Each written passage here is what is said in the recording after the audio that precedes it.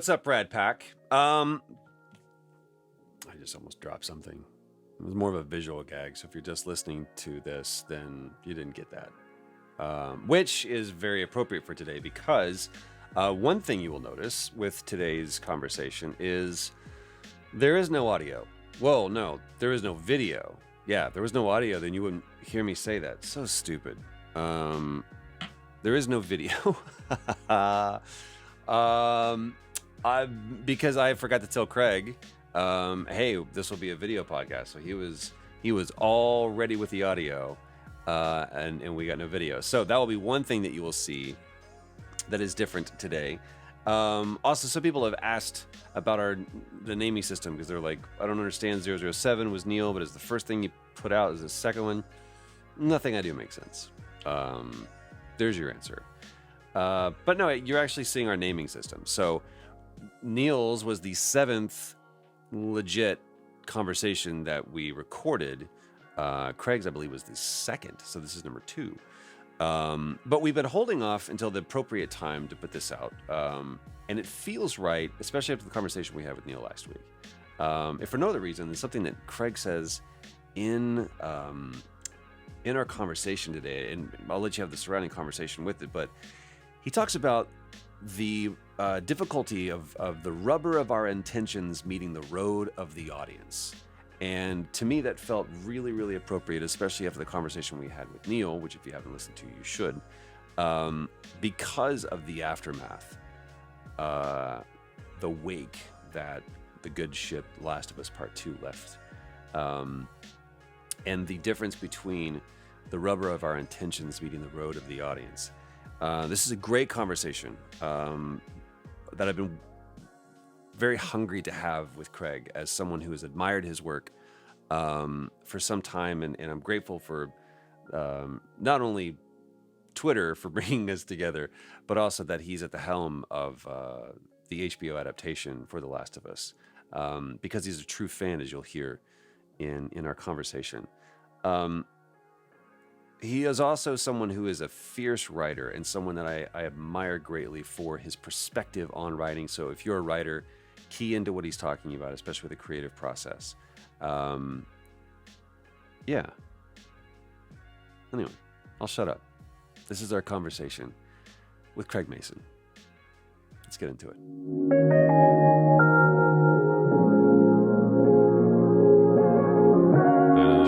By the way, do you want me to start recording? I can do that at any point, so you have the audio. If you want to record on your side, I'll always take it back up. Well, what I try to do, man, is I've been dreaming about. I know you kind of. How long has Script Notes been going? How long have you been doing that? Oh man. Well, let's see. We're at like 400. We're over 450 episodes at this point. So, however, 9 years or something like that. Has it been 9 years? That long? I think so because, well, let me see. What is I'll ask Wikipedia. I have no fucking idea. There's so many facts about my life that I have relegated to Wikipedia's. It's the difference between the society that we're in right now is like there's a difference between truth and fact. Yes. Yes. Wikipedia has that. So we started it in 2011. Yep. So August 30th, 2000. So we're coming up on 9 years. 2011 is well before the necessitation that most creatives have is like, well, I guess, like, look at me, is like, I guess I'm going to do a podcast now. Right. What prompted you to start doing that? Do you have, I know that your parents were teachers, right? So do you have like inherent professorial kind of kohai senpai? I don't think so. I don't think so, but you're not necessarily wrong. What prompted you to do that? It's like, hey, I think we need to, because especially to speak specifically to that subset of the industry or people, it's like I know a lot of writers, and a lot of them, they read their resource materials in private. They don't want anybody to know that they're actually diligently, skillfully working on their craft. Yeah. They like to know that I just inherently knew this. So to create a podcast that was really designed for what I've seen, not only just kind of speak to the the art and craft of writing, but also to really kind of usurp a lot of the preconceived notions and paradigms about writing. What made you, did you set out to do that, or was it just kind of be like, this is what I gleaned from Blake Snyder? Like what was that? Well, the answer to that question is nothing. Um, I had a feeling that was coming. still haven't read that book. I do not know how to save a cat. It's You kind of hit on it there. I think that for most of my life, for whatever reason, I've looked at things and asked, what's wrong with this? You know, it's an interesting way of looking at the world. how broken There's is everything? Well, yeah, just like, okay, well, it doesn't matter what it is. If it's as simple as, okay, here we are waiting to get into a ride at a theme park, to and whatever the situation is, I just have always refused to accept any kind of received wisdom. I have to ask, what's wrong with this? What how could this be done better? Which makes me a frustrating person. I know that, believe me. But when I started screenwriting, there was really almost nothing to actually instruct about, I would say, 98% of the job. Most people who have written books about screenwriting either did the job a long time ago or haven't really done the job. They've done jobs sort of sideways to it. And there were certain aspects of the job that it seemed to me could only be understood if you had gone through it. And so I started blogging about it because blogs were what we did before podcasts. And and yeah, my goal was really to say, here's stuff that you actually need to know. Your life will be easier if I show you how I screwed up, and I show you the things that I had no idea about that nobody ever tells you about. Let's talk about them now. And this way you will have a little bit more power and control and awareness as you move through this very difficult industry. I cannot help you be a good writer, but I can definitely help you if you are a good writer. And John August was doing the same thing at the same time. And we did that, for quite some time. And he still, he still puts stuff on his website that's text only, but he called me, I guess it was around 2011, and said, "Hey, I'm thinking about doing a podcast. Do you want to do a podcast?" And I was like, "What? I think I know what that is."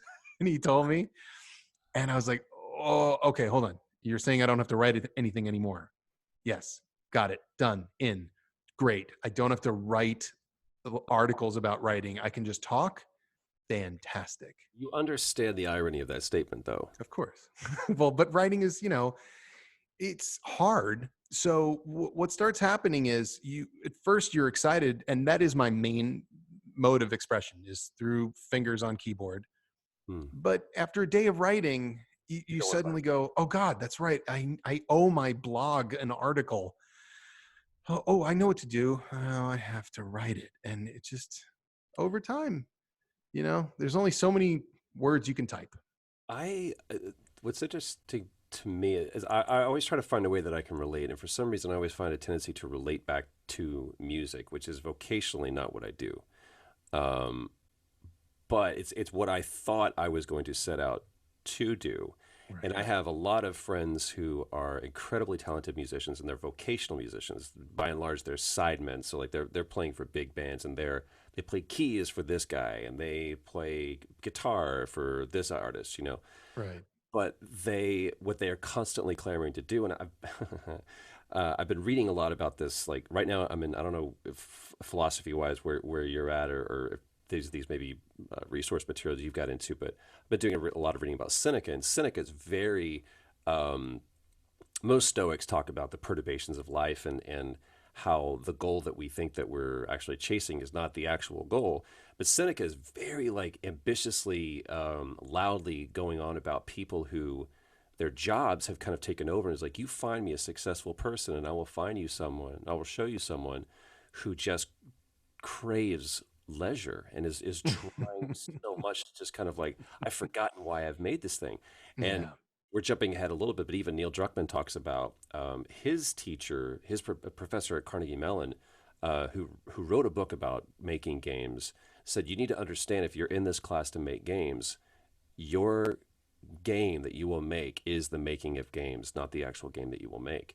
So Right. I understand that as like, man, once you turn this thing into a vocation, there's this almost handoff that you give. It's like, I just miss picking up a guitar or sitting down at a keyboard or picking up a pen and just doing the thing that I love to write. Or the thing that I love to do without there having to be some kind of obligation Mm-hmm. attached. So I understand that, but I am confused. Not confused. I'm compelled to ask. Self-admittedly, you're not a cinephile. You're not like, oh, I grew up, in the '70s, and Yeah. all the films that were, burgeoning out of, what Coppola was doing, and what you're not like the person who's prattling on constantly about the show that they're watching, the movie that they're watching.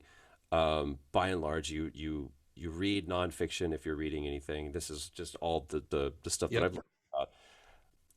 Why why did you choose to go into such a field that you didn't? Where was the passion for going into this field and uprooting it and changing it? Well, I'm, and we're going to eventually turn this around on you because we got to talk a lot about I'm how down. you've done the impossible, which is be 12 different amazing people in my brain. Um, but I I'm an entertainer. I'm a vaudevillian. I know that about myself. I got into it because I love to entertain people and I love to please them. And I'm always thinking about the audience. I've always thought about myself as somebody that makes things for an audience. And if that makes me less of an artist and more of a craftsman, it doesn't matter to me what the words are. But I've actually been suspicious, I think, my whole life of people who go on and on a little bit too much about cinema. I Huh. get a bit bored with them. And I think, but what are you doing to entertain me? And the best things are things that are of great quality and great entertainment. I don't think anybody would argue that Godfather or The Godfather Part Two are Stop there. bad movie. I mean, they're great. They're great films. They are cinema if you are a snobby type of person. Also, they're vastly entertaining. They're incredibly entertaining. They Sure. demand your attention and they reward it scene after scene after scene.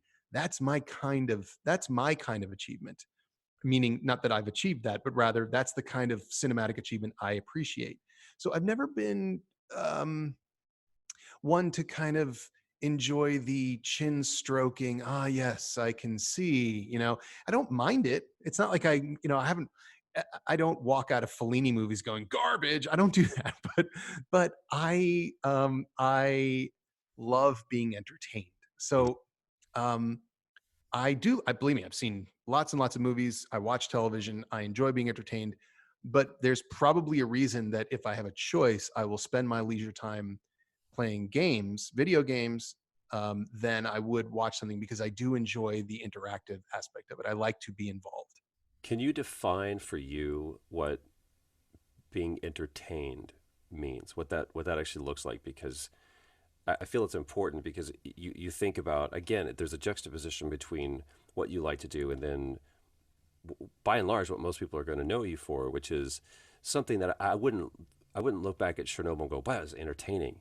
It was compelling, it was provocative, it was informative, it was emotive, but I wouldn't look at it and go, that song number, that was that was something that got me.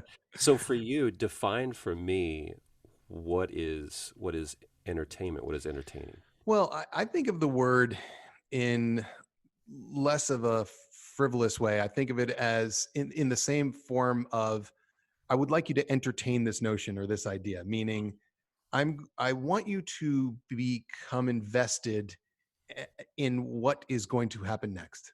I mean, I think that literally is what it comes down to. I want you to feel like you need to know what happens next. You will experience emotions along the way, but my strong belief is that simply experiencing emotions and feelings is not enough to keep you going.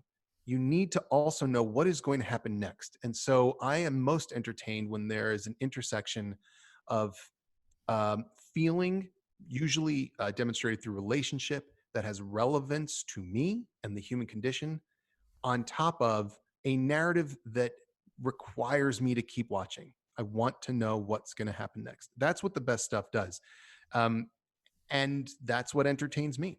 And entertain sometimes is sobbing. I Mm. consider that I have I have been embroiled in whatever this piece of art is, and it has my attention.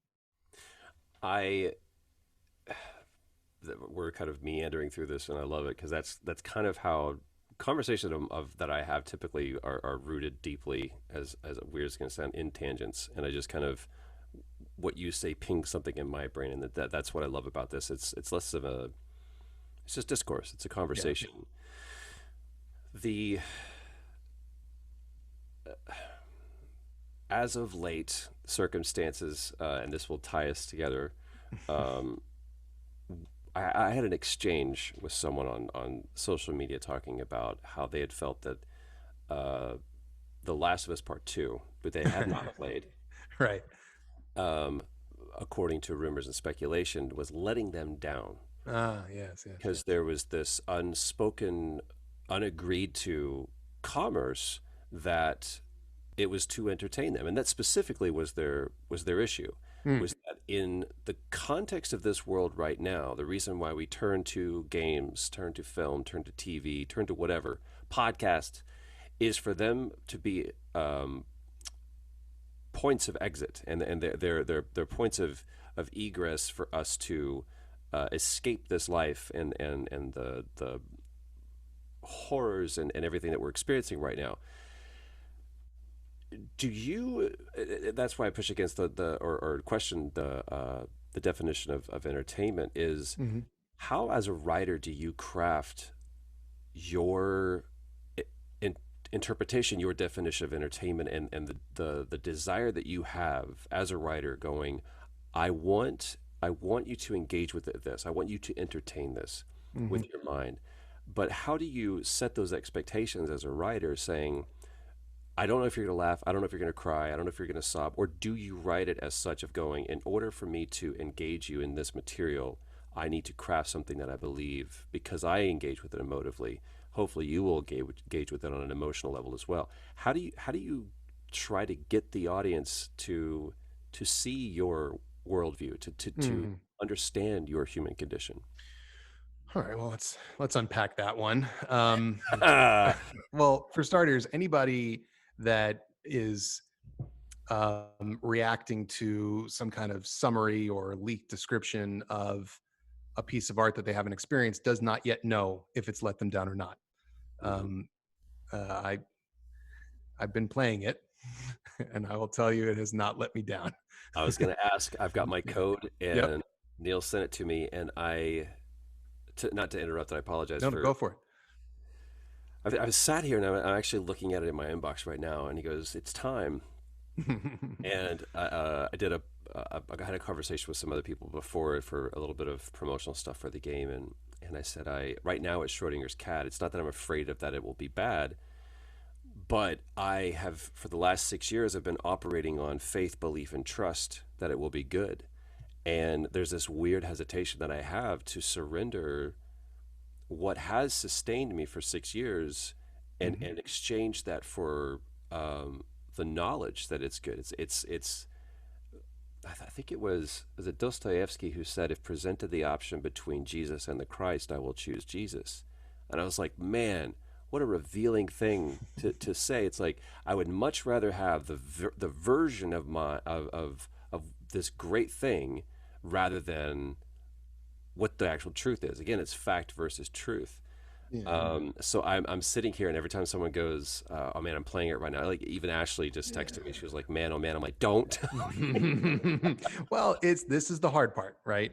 So, and it actually is very closely connected to the other part of your other question, which is, what are we attempting to do on our side of things when we're writing something and directing something and crafting something, vis-a-vis the audience? What is our sense of obligation? What are we trying to do? And the God's honest truth is that unless you are doing something intentionally with the audience in mind, I'm not quite sure that, at least, you're not going to get where I think you ought to.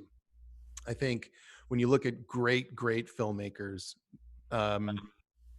Kurosawa clearly cares about the audience. Sure. And so all the choices and decisions you're making, these decisions and choices are um, all pregnant with intention.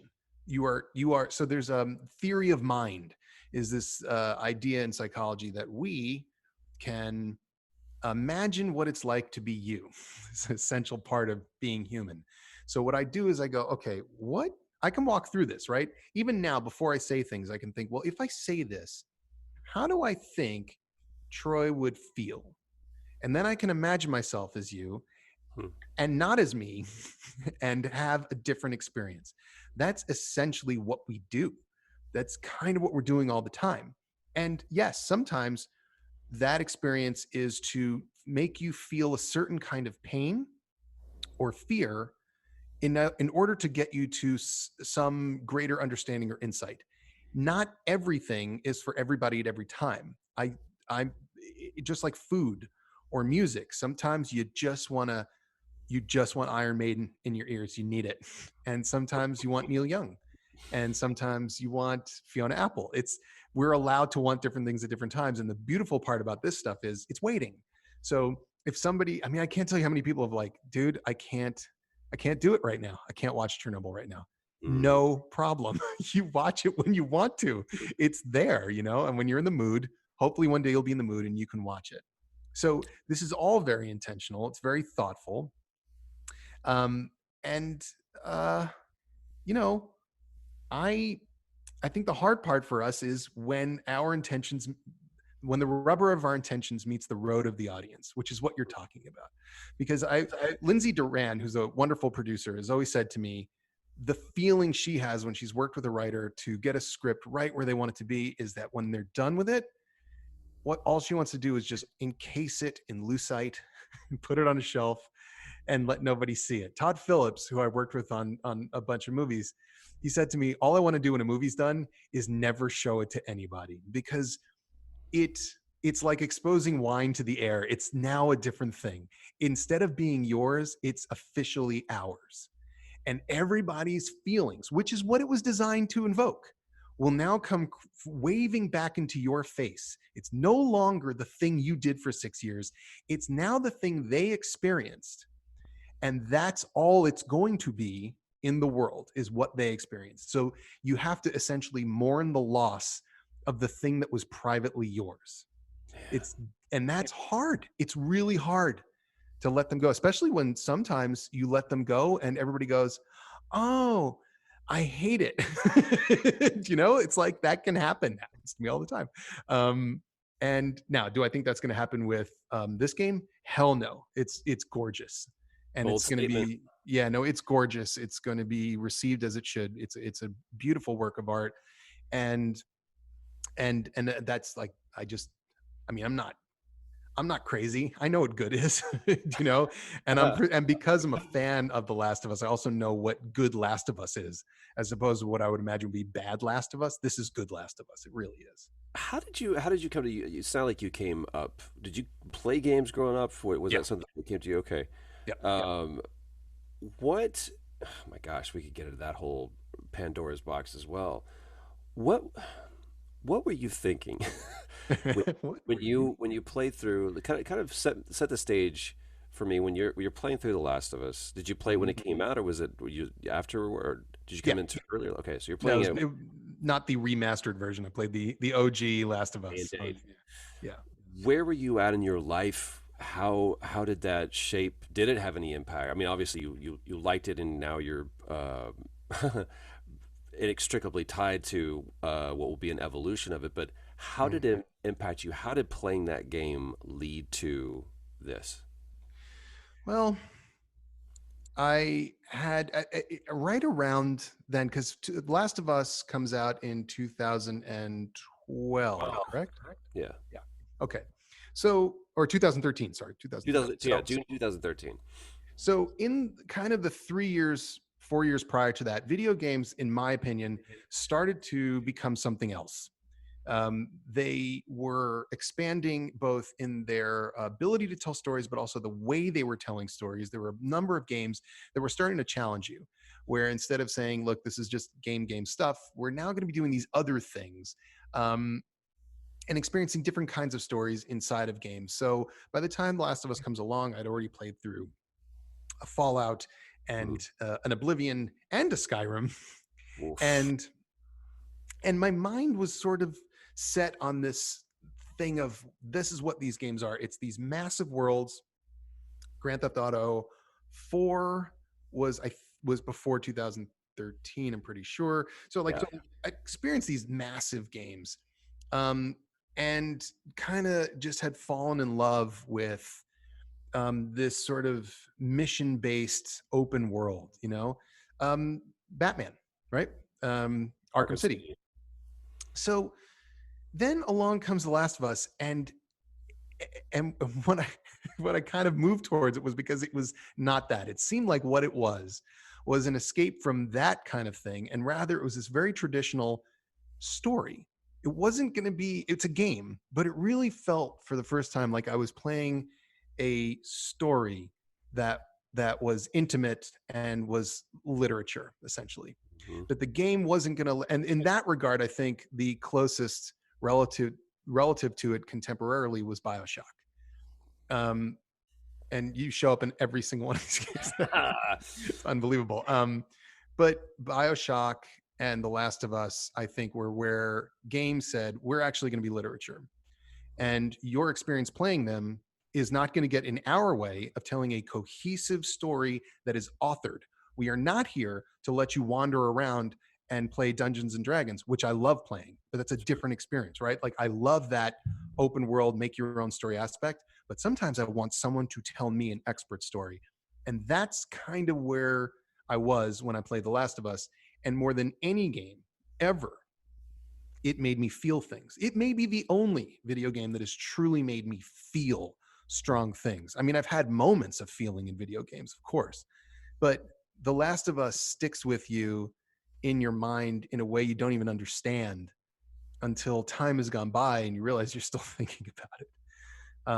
And so much of that is a credit to you and to Ashley, of course. I mean, the work that you guys have done, and I got like a whole Ashley speech about like what's like the impossible genius of her being the same person but older, and that's totally believable. So it's like a different person but the same person.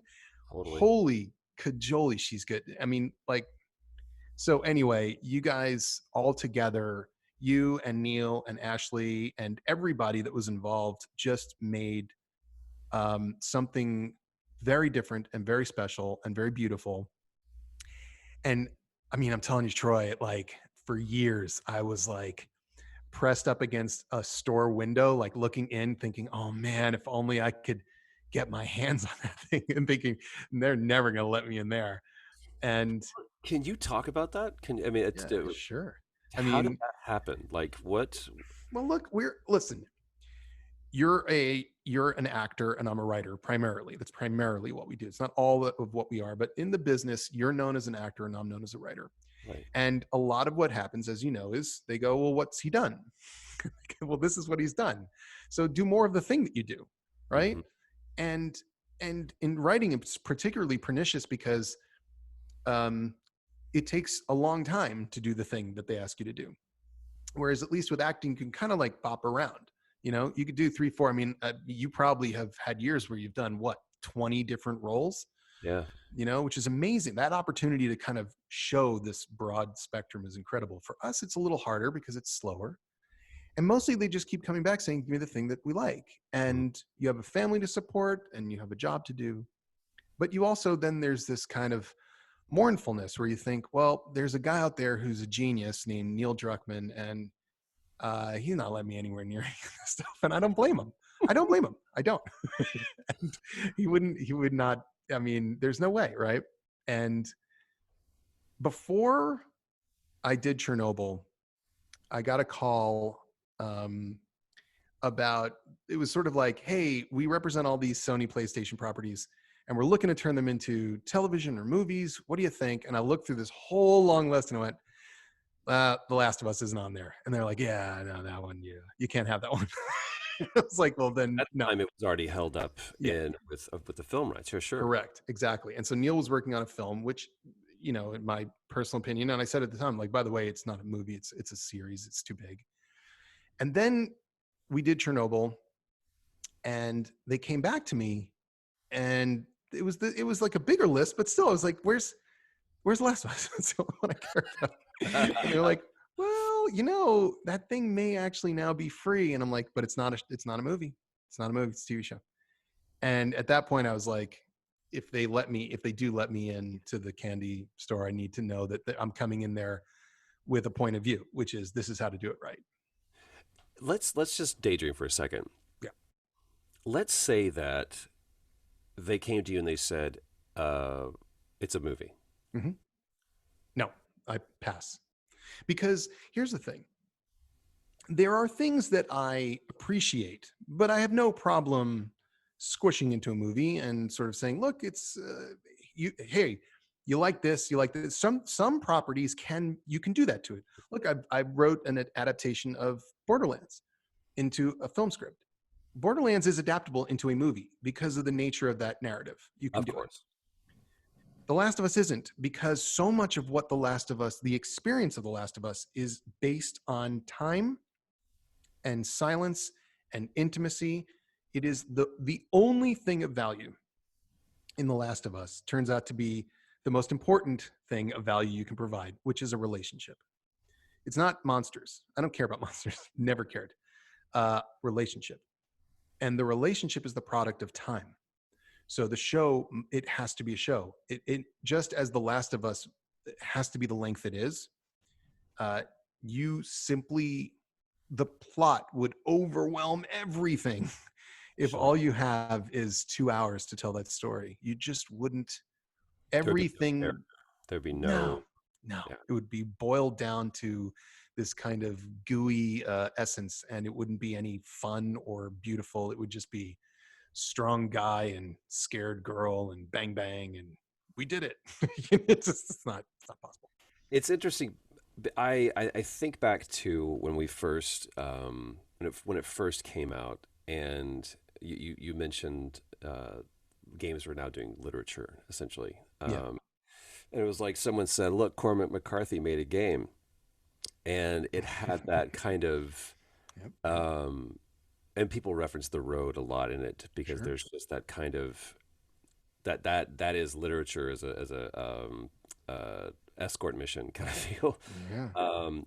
But looking at that book specifically, which I loved, and going, why are you adapting this to a film? How are you going to? Because so much of that experience is. Are you still hearing me? There it goes. Wow. My computer decided that it wanted to just kind of do some crazy stuff. So much of that experience. I'm going to pause just real quick. Sure. Here we go, baby. There we go. You're all right, girl. You're all right. That was very Joel. So much of that experience was the internal monologue inside the father's head. So how do you to take that into to make that diegetic and to make that so explicit and articulated, just felt out of character for the book. Have you ever, as a writer, have you been in a situation? Because I know that you said that, like specifically with Chernobyl, that the historicity of it, was paramount to you. Yeah. But there's such a template, and there's such a inclination and a tendency for Hollywood, I'm using rabbit ears, to take and go. I was on a movie once where it was an adaptation of a Larry McMurtry novel, and Larry was on set, and we were getting ready to burn the town because this was when the Comanches were going to come in and raid the town. And it was going to be a 3-day shoot, big stunts. They had like hundreds of stunt players, and they were getting ready to fire the town and everything. And one of the producers looked over at Larry and said, "What do you think? How does it feel to have this part of your book come to life like this?" And he goes, "Well, in my book, it's only 3 pages." And he was so just like nonplussed. He was like, It's not what this whole thing is about. It's not about Right. you. You turned this into an action adventure thing, and it's a story about two guys. Yeah. And so much of The Last of Us, if you look at it, it's so simple. It's go get the guns. Yep. Okay, now go get the girl. Now bring the girl to the fireflies. It's these go get a battery out of a Yep. truck. It's Get a just car. these simple tasks that you need. That's it. Yep. And the compunction that a lot of directors have go, yeah, I just want to make sure that it has, we kind of got to jazz this up and pump this up. So like working on Chernobyl, was there anything that you, as a writer, I'm sure you're used to directors, studio actors going, yeah, I'm going to change that lineup because I want to. You're like, sure, whatever. I'm sure you're not precious because you don't. I would wager that that's not the last good idea, the last good line that you're going to write. But on Oh, Chernobyl, was there a ever a little moment you're precious. like, don't ask me to give that up? Did you ever have to Sure. compromise? And I don't want to disparage anybody, but No, no, no, not at all. I mean, nature making a thing. look, the nice thing about a labor of love is that it's a labor of love. So Labor. yeah, I mean, if you start and you say, and this is how it begins with Carolyn Strauss and I going to HBO and saying, we want to make a limited series about Chernobyl. When HBO says yes, they're not saying yes, um, give us um, Titanic Mm, or the Poseidon Adventure. They're saying we know what we just bought, right? okay. And then go do it and be true to it. It's why it's the beautiful part about finding the right place for the right thing. Um, and they let us do it the way we wanted to. Now, the compromises that had to be made were entirely about budget. It was never because somebody just said, I don't want to. I think it would be more fun if we, I don't know, started shooting people, whatever. It was everybody was kind of on board with the fact that this was being led by history and we were doing it in this way. And, I had a series of excellent and incredibly important and valuable conversations with Jared Harris that Mm. did impact the script. And Um, we could dive in that just briefly if you want yeah, to, because I'm sure. so curious to see what he. Put a pin in that because I want to make sure that you're making your note. But I am curious to see how working with actors, how that influenced your story. So just go Sure. in. Yeah. Well, there was a period of time where I was kind of dealing with, okay, we're not going to be able to afford that. Is there another version that perhaps is a little less expensive? So I Mm, would work on things like that. I had the benefit of, well, first of all, the lead actors were all on board, so it was sort of like the other thing about making a show like Chernobyl is that you can say, by the way, we don't need big names or big stars. We're coming to you because we think you're an incredible actor. But mm, if this isn't for you, if you don't like what we're doing, don't do it. It's no big deal. We'll be okay. And so when they came on, they were buying in. So everybody was sort of rowing together, which was really important from the jump. Um, and then you do adapt a little bit. I had the benefit of Johan Rank, who is not just a great director, but also a great person and a great collaborator and friend, who kind of helped continually stoke my fire of let's be real, right? As much as possible, let's be real. Let's not be drama. Let's just try and be real. And so everyone is now rowing together, everybody. And nobody has that tickle in the back of their mind of we have a box office number to hit, we have a ratings number to hit, we have merchandise to sell, mm, or even the kind of insidious tickle of we have a built-in fan base that we have to satisfy. There was nothing. We were defining our own values, mm. and that is an enormous help, and that is something I'm just going to keep doing. Even for instance with The Last of Us, where there is a built-in audience, Neil and I are defining our own set of values, which I think is awesome, and in theory, we will all again continue to row together. But when you ask about actors, I am a fan. You know, I understand that there is a magic that happens between the audience and the actor, not between me and the audience. The actor is there. That is what I am attempting to do, is create a system by which performers and audience can have a relationship together. Something happens in the air between them. And so you need the the right people. There is if you have the wrong actor in the part, it doesn't matter how hard you beat them or how many carrots you feed them, it's not going to work. And when you have the right one, it will, as long as they are good and decent, thoughtful people. Because sometimes there are, people have acting is like writing. I always say, like, writing is okay. I'm going to sit down and forcibly fragment my personality for like 3 hours. Well, that's a mental illness of a kind. I mean, it really is. And there is something similar about, I'm going to become another human and experience their emotions. It's crazy. It is a madness. And so, of course, along with that madness, sometimes, there's some interesting personality quirks, and we all have to love each other because we're all fragile. But what was great about Jared was and this is the only thing I ever ask, ever. The one thing I ask of actors, if we're going to discuss the script, is don't talk to me about your character only. I only want to talk about everything. So think about this the way I think about it. And if you have thoughts about your character, that's fine, but only in terms of their relationship to another character. If you want to ask me like facts, like where did they come from or why are they here? Totally, I'm into it. But if all I'm hearing is you talking about you, then we're not on the same page, because I have to think of everybody. And there was a plan here. You don't do this just because of you. You do this because of this, this, this. And I never had to say that to him. He just knew.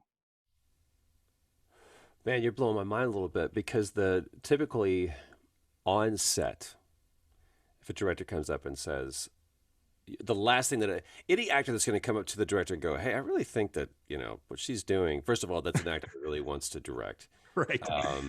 But the notion is like, "I will hear you. I really want to hear it." God dang, dude, you just constantly just like you break the rules, and I fucking love it.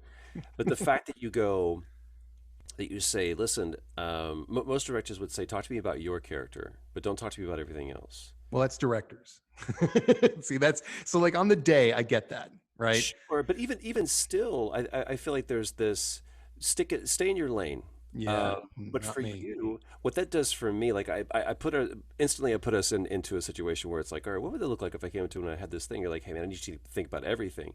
What you've now done for me is you have put us, as Neil would say, on the same side of the table, and Yep. now we're looking at the map in the same direction and going, you're focusing on this one small, to use Skyrim as an example. He's like, you're here, I'm going way the fuck over here to this mountain. Do you see Yep. how far we have to go? And that allows me as the actor to be able to go, I understand that there's far more at stake, than this. To quote a colleague of yours with HBO, that's all that David Milch would do. He would walk in, and on Deadwood, he goes like, all I would do is, and literally was writing the script as he came to it, or as he came to set. And he said, I would sit down and I would tell the actors what's at stake in the scene, Yep. and that's it. And Yep. and trust them, because he'd put incredible actors, just like you did, in place to go, here's what's at stake, guys, let's find this together. It's just blowing my mind a little bit. My God. Well, I mean, when you talk through a script with an actor, what you want to hear, ideally, I mean, there are two kinds of things that I want to hear. I want to hear just regular thoughts that any audience member would have. So, okay, just I, as a non-actor, just a person watching TV who's seen a lot of movies, I'm wondering, this doesn't make sense to me. Mm-hmm. And why does this happen here? And would it be better if this happened here? That's just like, so everybody can have that audience perspective. But when Sure. it comes to character, I always want to hear it in terms of relationship, because what's at stake in a scene is determined by and then expressed through relationship. Even if even if you're alone, your relationship with your own past, with somebody who isn't there that you need to get to, with nature, whatever it is, it's always a relationship. And so you have to see all these parts, and you also have to understand editorially, what did the audience just watch? Not where was I before the scene, which is a totally good actor question, but Yeah. where was the audience before this scene? Because I might need to start quiet because they just saw something blow up. Do you know what I mean? Like Sure. that. And Jared was terrific in that way. Like, that's the way he sort of talked through things. I think that he would make an excellent, I mean, he's done very good work on television as director. I think that, like, I could see him sort of just graduating into directing because, like, fully, because he does see that whole 360 degree thing. And there's also different kinds of actors. I mean, then there are actors who don't want to talk about anything at all. They just want to be there. They want to do their instinct, and then they want you to come up to them and say, here's what I would like instead. And then they do that, you know? And they don't want to kind of overthink. They just want to be, which also works. Do you have a preference? Well, look, the it's easier. Obviously, it's easier if you have somebody who's just like, tell me what to do. But really, my preference is how do I get the best performance out of you? And if you need this process, we do this process. And if you need this process, we do this one. And it doesn't matter what's more work or what's easier, as long as there's no what I would call bad behavior, no tantrum throwing, no passive aggressivity, no kind of weird stuff, but just good faith. Then whatever gets me the thing in the editing room that I'm in love with, then I'm happy, because I'm always thinking about future me in the editing room. The whole day of shooting to me is an exercise in protecting your future self, because what you want to do that day is finish and get out of the heat and make sure it's in the can and be done with it and all the rest of it. And future you is like, please don't, please do another take, please reconsider that line. Do you know what I mean? So I'm always thinking about that guy. Do you always want to, speaking of processes, do you like to go, this is the way that I work, I want to be able to be on, I want to write it, I want to be on set, and I want to be in the bay? Or is there kind of like, no, sometimes I just kind of want to, I just want to write it and I want to let it go and set it free and let it be its own thing? Or are you at the place in your life where like, this is how I found that I want to make my art? It's a rare thing to be able to answer a question like that with total certainty and specificity. Sure. But I can do it. For movies, which I'm sort of finishing my time with, honestly, I have no problem writing it, handing it off, and saying, vaya con Dios. I'm lucky enough to be working now with fantastic directors on some feature projects. So I have no worries. It's not like I think, oh God, what will they do? I mean, these are really, really talented people. But I would just be, I don't even go to the premiere. Just I'll see it in the theater. You know, I'm cool. But for this stuff, for the television that I'm doing now, for something like The Last of Us, it is intimate and it's mine. In the case of Last of Us, it's mine and it's Neil's, and it's, you know, we are writing this together and it's ours. And I will be on set every day, and I will be picking every little freaking thing along with the director and along with the other producers. And I will be there in editorial, and I will be there for every second of the mix, because this is how we did Chernobyl. Like, every little tiny thing. I know every screw, every bolt, every weld in that machine. And that's how I do that. I don't have a middle ground, it appears. It's either one or the other. How, speaking of The Last of Us, and you mentioned talking about, you know, you're forming your own system of values. You're forming your own, which is something that I've always believed too. It's like, I've even asked Neil, it's like, why do this? Why? We did it. You know, we shot it, we lit it, we did everything that you're supposed to do. It just, it's not a 2-hour movie. It's a, you know, 14-hour movie. And he said the reality is that there are people, I believe in this story, and that there are people that for whatever reason will never pick up a controller and never experience this story, and I believe in the story enough to bring it to them. Yep. And I was that shifted my mind about it. I was like, now I understand. It gave me the unlock that I needed to really support it, because I probably have my own reasons why I didn't want to. There's a fear of protection over what if somebody does a better job than Joel. Well, you know? There is no better job. I think there's a different job in the same sense that if they had cast, and I know some of the other people that were up for the role, if they had cast them, my God, there's a part of me is like, man, I would love to peer into that alternate universe just to see what it would look like, because I think they're a fantastic actor. For this, my truest desire now is I want to learn something. I know Joel so intimately, and what I truly crave, what I desire, is for somebody to show me something about him that I've never known. And that's what I want to see. I want to see is like, wow, I never looked at it, and I don't know if I can look at it. I could do it one of two ways. I could look at the the same situation that I was in as an actor, and the same scenes that we did, Yeah. retooled for a different medium, or a completely different scenario that no one's ever experienced, and go, son of a bitch, I never knew that about him. Yeah. But for you, how do you fend off this narrative is so important to you? How do you fend off all of the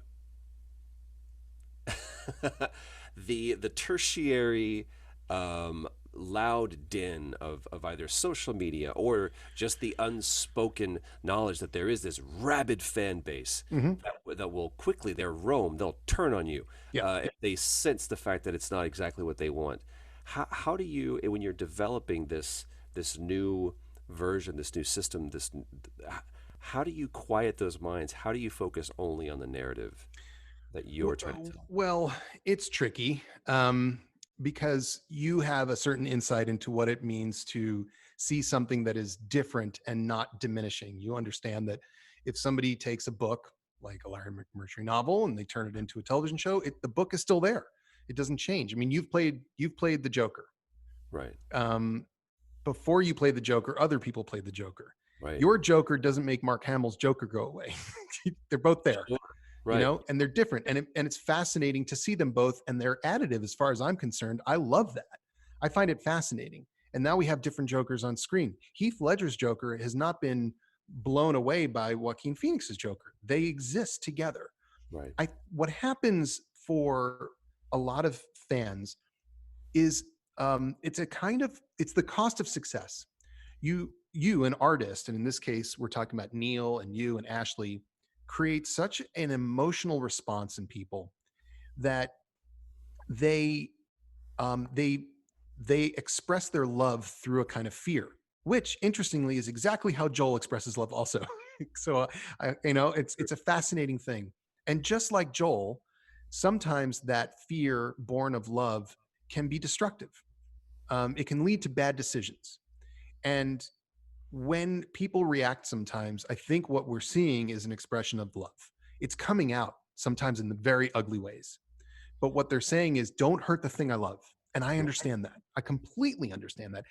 They're so in love with it that they even yell at the person who made it in the first place, right? They'll say to Neil, you don't understand. as if he didn't think all of it in the first place, right? But I get it. Now, I cannot be responsive is the better word to that, because I also know, as you point out, that emotional responses change. Mm-hmm. The one that I never forget this, years and years ago, before there was an internet, before there was social media of any kind, Anne Rice wrote a series of novels, Interview with a Vampire, and so on and so forth. And what a pull. She is a very opinionated woman and very protective of her own work. They were adapting Interview with the Vampire into a film, and they cast Tom Cruise as Lestat, the primary villain. And she took out a full-page ad, I think it was in the New York Times, basically saying, you assholes ruined this. Yeah. And if you can imagine that happening today, the fans on social media and Twitter, it would just be a cataclysm. On both sides, by the way. Correct. Like the Tom Cruise fans and the everybody. It would be just a war, a merciless war. But what she was doing was expressing this emotional. It was emotion, and then basically the studio, because it was back then, said we don't care, and they did it anyway. And then she saw it, and I think took out another full-page ad that said, "Oh my God, was I wrong? Yeah. He's amazing." And that's the thing. You just go, well. I mean, there's a subreddit about Chernobyl, and one of the guys that I was talking to, who's done a lot of research on Chernobyl, was a member of that Reddit. So I went on there and took a look. And when our trailer came out, everybody was basically like, "Stupid, dumb, Hollywood, never going to work, hate it. This is probably what they're going to do. They're going to do this and this and this." And I had a strange piece, because I just thought, they'll see what we did. And if they don't like that, I'm okay with it, because I'm proud of it no matter what. But I just don't want to respond to their response to something they haven't seen. Let them see it and feel it, and then we will live with the response. So it's the stuff before that's the worst, because when you announce casting, people inevitably, some people are going to go, what? They're going to go crazy. And you just, no matter what you do, literally no matter what you do. So you just have to accept that as a function of their love of a thing. And then you hope ultimately that your deep desire to not betray their love is borne out in the product. Have you, man, there's so many things that you're saying right now that I'm just like, you should be inside my head because it's just ping-ponging back and forth. This is something that's very important to me, and it's I believe that we're all storytellers, just genetically predisposed to storytelling. It's the reason why we created languages, so that we could tell our story. Yep. And there are some people that have devoted their lives to telling their story in such a skillful way that it comes out as poetry or prose in some form or another, whether it's screenwriting, novels, game writing. And I feel like what I've learned through the process of that, and I remember as an actor being on set, and my proclivity was to always just change the line. Mm-hmm. And something that Neil actually pointed out to me was like, I want your response to first be, what do I not understand about this character? What do I not understand about this scene? Right. And then we can say maybe the line needs to change. Mm-hmm.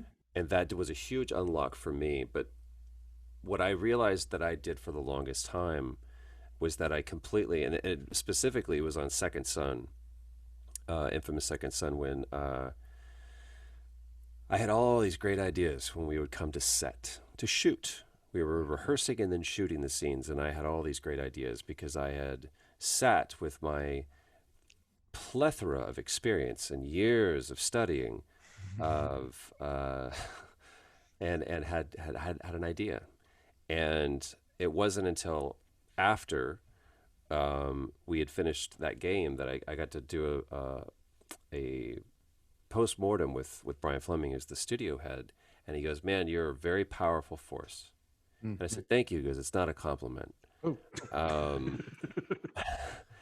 He said, yeah.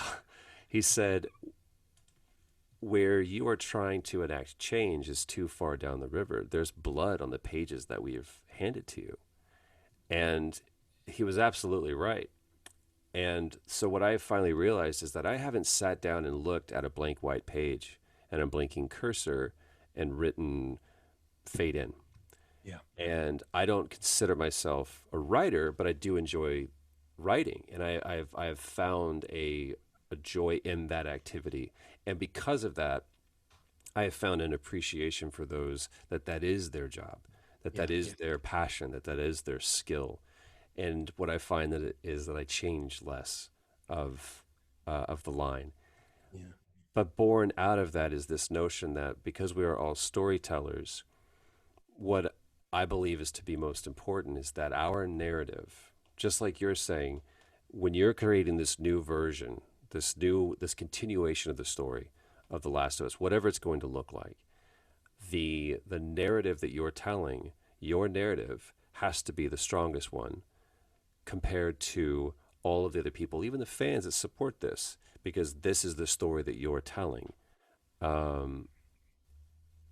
Is that a fair characterization? No, that is. I mean, there's did you ever read a book called Gödel, Escher, Bach? No. It's fucking awesome. It's a great book. It's a guy named Richard Hofstetler.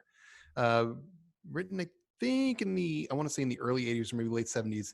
It is one of those books that is about concepts that it starts out easy and then it gets a little trickier, but he's slowly leading you down the primrose path into some pretty advanced concepts. And then eventually you get to a point where it's just, you realize you can't hang anymore. And so you check out. The book is enormous, but it's brilliant. And part of it is about Gödel, who's a mathematician who comes up with the incompleteness theorem, which basically says that in any given sort of set of numbers, you can prove things, but there will always be some things that are true that you cannot prove. Always. And he proved that. He proved that there will be things that are true that you cannot prove, meaning the system has certain inherent problems. Like there's a flaw in the system. There's certain things that are not provable. You can't get there even though they're true.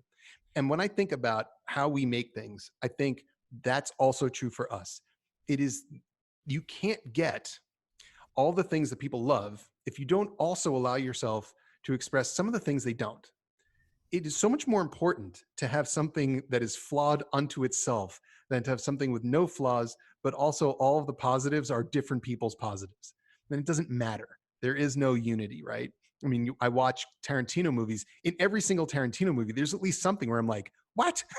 But that's part of the price that you pay to see all the rest of the stuff that you love. And it's not like he doesn't know which one the what scene is going to be. He has no clue because they're all the same to him because he's not perfect. So when we make these things, I just think that's going to be part of it, right? Part of it is, and for everybody, whether it's people who are on the crew who are designing costumes or making special effects or actors or directors or everybody, at some point, I kind of have to say, the important thing here is that this problem is true to me. So it fits. So we're going to do it. But I accept that it's not perfect, but I love it. Right. So it's just part, it's a little flaw in the thing, and that's the way it's going to be. And there's nothing I can do about that. And when people watch things, they kind of have to come to accept them. And in time, they always do. In time, everybody accepts everything. They do because they love it. And love lasts. Hatred and annoyance just goes away. That turns into either indifference or forgiveness. But love lasts. So when people, come and say like, look, I want to change something, I want to do something, I'm all ears, but I have no problem saying, let me tell you why it's this way and why it should be this way. And hopefully you trust that I'm not doing this out of pride or weakness, because I will change things to make them better all the time. But if I say like, no, it has to be, but this is not pride or weakness, this is love, then love wins. That's the way I look at it. Love wins. Dude, I can't think of a better button. Well, before we go, yeah, I just got to run down all the things you've done that I love. You have to just sit and listen to it. You have to. I'm all ears. Okay. And I don't know how you do these things. And I almost want to say like, here's what I want you to do. I'm going to give you a word, and you have to just do that word in the voices, just one word. So it's not impressions. Go. Just one word. And that word, let's see, is going to be dangerous. I think it's pretty good. Dangerous. The word is dangerous. Joel. And I have Joel. Dangerous. Yeah. Dangerous. Oh, fantastic. How you do that? Okay. Deeply impressed, my man. Hold on. Talion from Middle Earth, Shadow of Mordor. Same word. Same word every time. Dangerous. Wow. So you can do that in North England. Like, I don't know how you do that. Okay, that's so good. Sam from Uncharted. Dangerous. This is great. This is the best game I've ever played. Let's see. I'm gonna go with Batman. Dangerous. Nice. All right, you've already done Sam. There's multiple Sams. Arkham Knight. Oh boy. If you can remember. Dangerous. It was effective the entire time until you I know, it's so great. Okay. Reese, Borderlands. Let me shave my mustache first and then just say dangerous. It's awesome. Okay, that was so good. That's my favorite one so far, but there's more. Wait, I mean, I could go on and on and on. Oh, should I make you do Joker? Should I make you do Joker? I'll make you do Joker. Oh dear, Craig. Dangerous. So wonderful. It's so great. All right, there's so many more I could do. I can make you do Booker DeWitt. I'm not going to make you do any more, but those are, I mean, Dangerous. It's just like, oh, there you go. See, you could do it. How do you, I'm going to ask you this question because this really does blow my mind. I mean, the musicality of accents is a remarkable thing. You're one of those people that it's not just like, okay, he does this wide range of kinds of people. I mean, Talion is such a different person than Joker, is a different person than Joel, and so on. But literally, there are times where you're like, oh, who's playing Reese? no, what the fuck? What the fucking wizardry of this guy? Like, That's how? my job, man. No, it's amazing. I mean, accent wise, like, do you go to school for this? How the Oh, fuck do man. you do that? It was, I don't know. And I think that, look, I believe that we're all born, all of us are born, just like we're all born to be storytellers. All of us are born with inherent gifts and talents. Talents, not skills, talents. Right. And talents left by their own devices are worthless because you can't spend that currency. What you can do though is, I feel, is I devote time, diligence, understanding, patience, love, care, all of those things into those talents so that that talent becomes a skill. So that someone fires me one word and I go, ah. But that's not even just talent or skill. That comes from Joel is a real person. He's Yeah. a real guy. And Talion is a real person. He's a real guy to me. So, and you spend that much time inside of all those people. Clearly, I'm not going to do something that I can't do, right? I'm not going to, they always talk about make sure that you do a voice that's sustainable. Right. And Because I'm you're going to be certainly, there on day 50 going, wait, I right. don't remember how to do this. That's why you would talk about someone who's impressive, man. My boy Roger Clark. You work on a single character for 8 years, and if it's a Yeah. TV show, you're like, hey, we shot for 6 months, and then we're off for 6 months, and we come back to it, and you just spend time. He worked just like you're going to do a day here, and then we'll see in 3 months. For 8 years, he did that, and he made me feel like Arthur was the same person going through the natural flow of the narrative and the Yeah. dynamic I was creating emergently. Brilliant. Yeah. And I So mean, that one is, I mean, he does make you feel an enormous amount there. There's no question. But the, there are, listen, he did a great job. There are lots of actors who do great work. There are a lot of everybody's who do great work. But in this particular moment, I'm talking about you. and and what kind of blows, it's the same thing. It's like, and it's different, right? So like your ability to do wildly different things so specifically that no one would ever know it's the same person is a remarkable thing. Just like when you look at Ashley and you go, her ability to play the same person separated by a decade and experience and time and sorrow is mind-blowing. It's well, mind-blowing. dude, just the fact that I think she was 20, 27, 28 when we started that, Playing a 14-year-old playing a 14-year-old girl, believably, like nailing it. Yeah. nailing it, crushing it. Yeah. And that also is her, she's predisposed to that beautiful naivete. That's the way she sees the world. Yeah. Even though, and this is what's so beautiful about her, she maintains that innocence and she's lived a life of trauma. She's lost her father. There's so much pain and loss that she's experienced in her life, and she still has that worldview. Yeah. That's what I find amazing. And you can't separate. Again, I'm happy to talk about me, but you brought up Ashley. I did. I did. That to me is what makes her. Ellie is so good because of what Ashley inherently couldn't help but bring to that role. Right. It's written well, that the framework of Ellie is there, but you take someone like Ashley who's like, my worldview informs this character in such a way that's wholly unique. Yeah. In the same way that for me,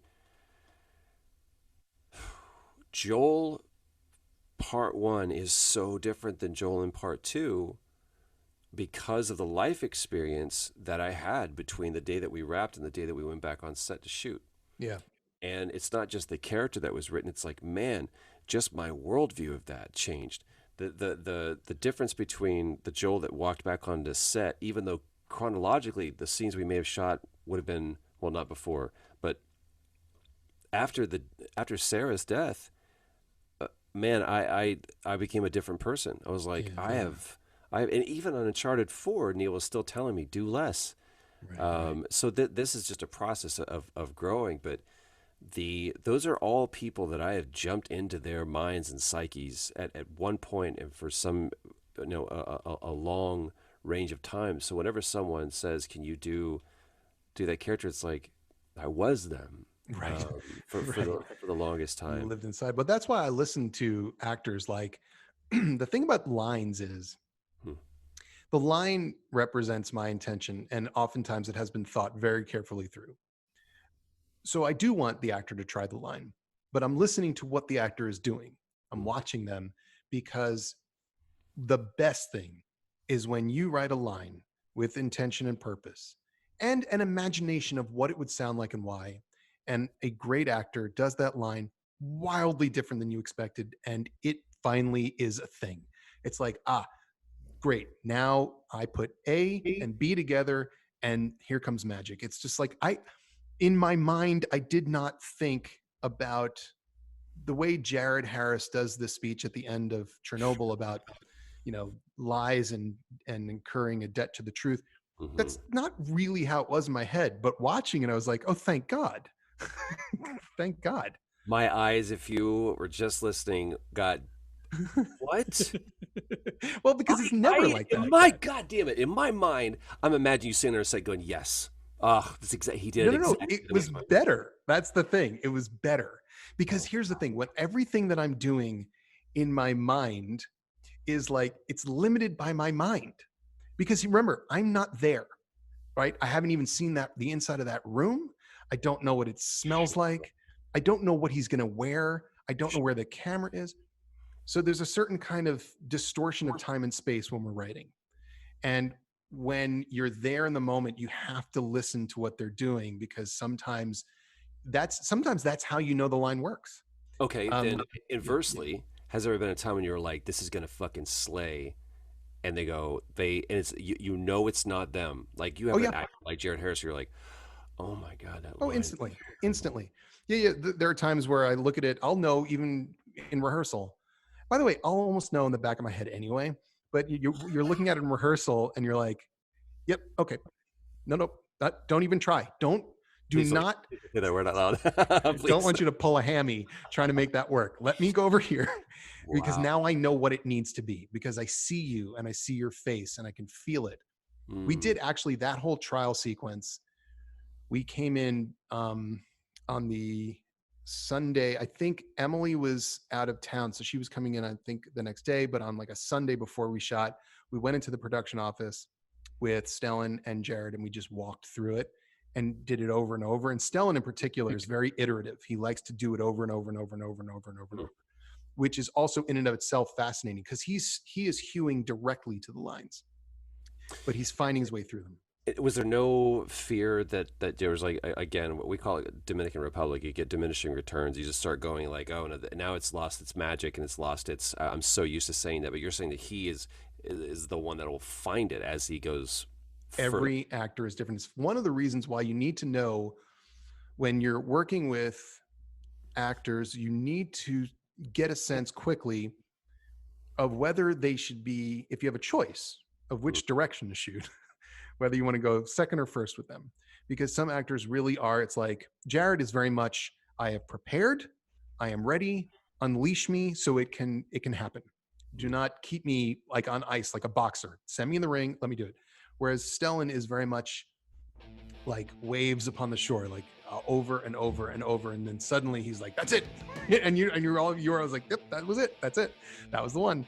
So let's do him second, right? Let's do Jared first. Let's try and get that stuff right. And everyone's, it's just their rhythms. It's like some writers are super detailed outliners, myself included, and some like just write, and go back and rewrite.